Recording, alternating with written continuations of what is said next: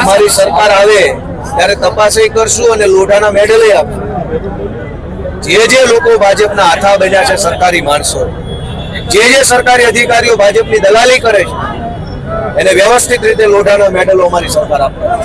ખેડૂતો ઉપર લાઠીચાર્જ કરવામાં આવ્યો પોલીસ દ્વારા, કઈ રીતે જોયું? ખેડૂતો ઉપર લાઠીચાર્જ જે પોલીસે કર્યો એ પોલીસની હિંમત છે કે બુટલેગર ઉપર લાઠીચાર્જ કરે?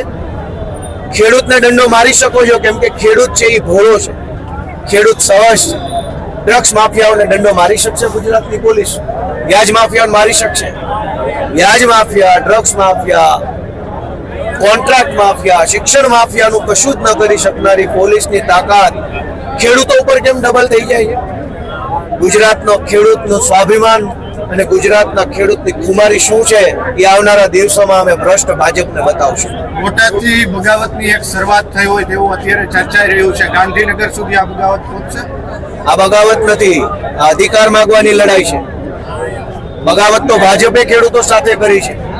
જે ખેડૂતોએ ભાજપને મત આપ્યા એ જ ખેડૂતોને માર માર્યો. બગાવત ભાજપે કરી છે અને ખેડૂતો પોતાના અધિકાર માગી રહ્યા છે.